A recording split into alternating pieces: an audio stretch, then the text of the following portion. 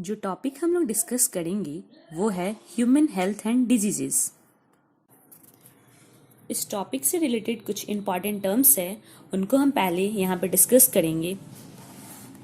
इस टॉपिक के नाम में ही दी गई है, पहला तो हेल्थ और दूसरा है डिजीजेस। फर्स्ट टर्म यहाँ पे आती है हेल्थ। हेल्थ को लेकर के आपके एनसीईआरटी के अंदर दो डिफिनेशन दी गई है।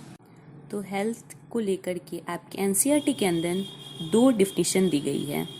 हम एक एक करके बात करते हैं। पहले हम पुराने ज़माने से स्टार्ट करते हैं, जब मेडिकल साइंस की हिस्ट्री दी गई है। वहाँ पर ये दिया गया है, जो ग्रीक साइंटिस्ट हुआ करते थे, जैसे हिपोक्रेट्स है, इंडियन आयुर्वेदिक सिस्टम है, इनका मानना ये था हेल्थ के लिए, जो हेल्थ है for a long time it was considered as state of body and mind where there was a balance of certain humours.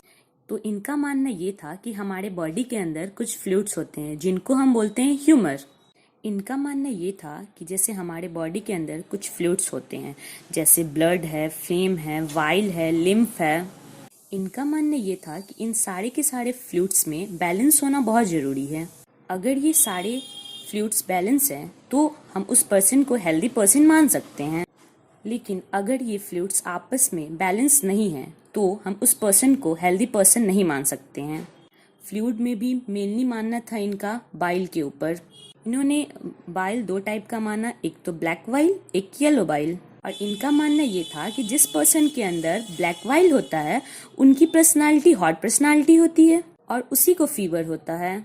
अब इस हाइपोथेसिस को इन्होंने नाम दिया गुड ह्यूमर हाइपोथेसिस। अब ये हाइपोथेसिस इन्होंने दे दी, काफी लंबे टाइम तक चलती रही। लेकिन कुछ टाइम बाद आपके एक साइंटिस्ट आए, विलियम हार्वे।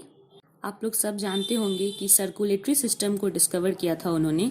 तो उन्हें ये बात अच्छी नहीं लगी, उन्हें ये बात पे यकीन नहीं हुआ। क्या किया, एक थर्मामीटर लिया और तो उन्होंने थर्मामीटर से जब मेजर किया उस पर्सन की जिसमें ब्लैक वाइल ज़्यादा था, लेकिन उनके बॉडी का भी टेम्परेचर नॉर्मल आ रहा था। तो विलियम हार्वे ने क्या किया, उन लोगों की जो गुड ह्यूमर हाइपोथेसिस थी उसको थर्मामीटर के यूज से डिस्प्रूव कर दिया। ये तो बात पहले की हुई, लेकिन बाद में जब धीरे धीरे अपन आगे आते गए तो WHO, वर्ल्ड हेल्थ ऑर्गेनाइजेशन, तो WHO ने हेल्थ के लिए एक डेफिनेशन दी। इन्होंने बोला कि health doesn't simply mean absence of disease और physical fitness. It means a healthy person means a complete physical, mental and social well-being। मतलब ये कि अगर किसी का फिजिकल फिट होना या उसको डिजीज नहीं होना, इसी को हम हेल्दी पर्सन नहीं बोलेंगे। हेल्थ का मतलब है कि उसके बॉडी में ये तीनों चीजें बिल्कुल परफेक्ट होना चाहिए। हमारे एनसीईआरटी में हेल्थ को अफेक्टेड करने वाली कुछ फैक्टर्स दी गए हैं। Health is affected by genetic disorders, infections and lifestyles. First में दिया गया है जेनेटिक डिसऑर्डर्स। जब डिसऑर्डर्स दिए गए हैं तो यहाँ पे पहले ही पकड़ लीजिए आप लोग कि डिसऑर्डर्स से मतलब हेल्थ तो अफेक्टेड है। सेकेंड दिया गया इन्फेक्शंस। अब अगर किसी भी हेल्दी पर्सन को इन्फेक्शन हो गया तो बताइए हेल्थ अफेक्टेड होगी या नहीं। And then last one is lifestyle. Last point सबसे ज़्यादा इंपॉर्टेंट है, बिकॉज आजकल हम लोग की लाइफ स्टाइल ऐसी हो गई है जिससे लाइफ स्टाइल से इफेक्टेड डिजीजेस काफ़ी मिल रहे हैं। जैसे आप लोगों ने कुछ नाम सुने होंगे, डायबिटीज़ है, हाइपरटेंशन है, एलर्जीज हैं, ये सब लाइफ स्टाइल से होती है। एलर्जीज तो डिटेल में अपने एनसीईआरटी में दी हुई है, जो हम लोग आगे पढ़ेंगे। ये तो बात थी हेल्थ को अफेक्ट करने वाली। लेकिन अगर किसी ने अपने हेल्थ को बहुत अच्छी बना ली तो अच्छी हेल्थ को लॉन्ग टाइम तक मेंटेन रखना भी उतना ज़्यादा ही ज़रूरी है। उसके लिए भी आपके एनसीईआरटी ने 3 पैरामीटर्स दिए हैं। फर्स्ट लिखा है balanced diet, second personal hygiene and third regular exercises. एक एक करके तीनों पे बात करते हैं। सबसे पहले बैलेंस्ड डाइट। आप सब जानते हैं कि हमारी बॉडी की जो डेली डिमांड्स होती है कि कितना हमें कार्बोहाइड्रेट चाहिए, कितना प्रोटीन चाहिए, कितना फैट चाहिए, वो प्रॉपर हमारी डाइट में होने चाहिए। उसे हम लोग क्या बोलते हैं, बैलेंस डाइट। तो वो इम्पॉर्टेंट है। दूसरी बात आती है पर्सनल हाइजीन। जितना भी सुबह उठ के हम लोग नहाते हैं, ये सब पर्सनल हाइजीन के अंदर आता है। ये भी हेल्थ को मेंटेन रखने के लिए बहुत इंपॉर्टेंट है। इसके बाद लास्ट वन है रेगुलर एक्सरसाइजेस। जो रेगुलर एक्सरसाइजेस है आपका, जो आपका वर्कआउट है, ये भी हेल्थ को गुड हेल्थ करने में मेंटेन करता है। तो ये बात हमने हेल्थ की। अब हम नेक्स्ट टर्म पे चल रहे हैं। जो नेक्स्ट टर्म है वो है डिजीजेस। मैक्सिमम अपनी जो मेडिकल टर्मिनोलॉजी है उसको अगर हम लोग ब्रेक करते हैं तो उसका एक्चुअल डेफिनेशन निकल करके आता है।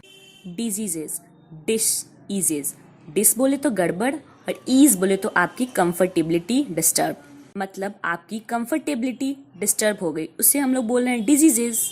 अगर एक डेफिनेशन हम लोग यहाँ पे लें तो हमारे एनसीईआरटी में दिया गया है, when the functioning of one or more organs or system of the body is adversely affected and characterized by various signs and symptoms, we say that we are not healthy। मतलब ये कि हमारे body के जो organ है और organ systems हैं उनके हमारी फंक्शन डिस्टर्ब हो गए हैं और उनकी वजह से हमारे बॉडी में कोई साइन एंड सिम्टम्स डेवलप्ड हो गए हैं। दैट मीन्स क्या है? डिजीज। हमारे एनसीईआरटी में जो डिजीजेस दी गई हैं, they are 2 types of diseases. One is communicable diseases, या इसी को हम लोग बोलते हैं इन्फेक्शियस डिजीजेस, और दूसरी आती है आपकी non communicable means non infectious diseases.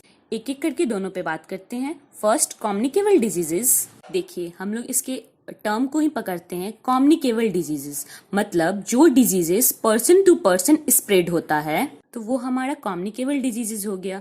लेकिन अगर कोई disease person to person transfer हो रहा है तो उसे अगर किसी भी डिजीज में मोड ऑफ ट्रांसमिशन आ रहा है आपको नजर, तो वो हो गया कम्युनिकेबल डिजीजेस।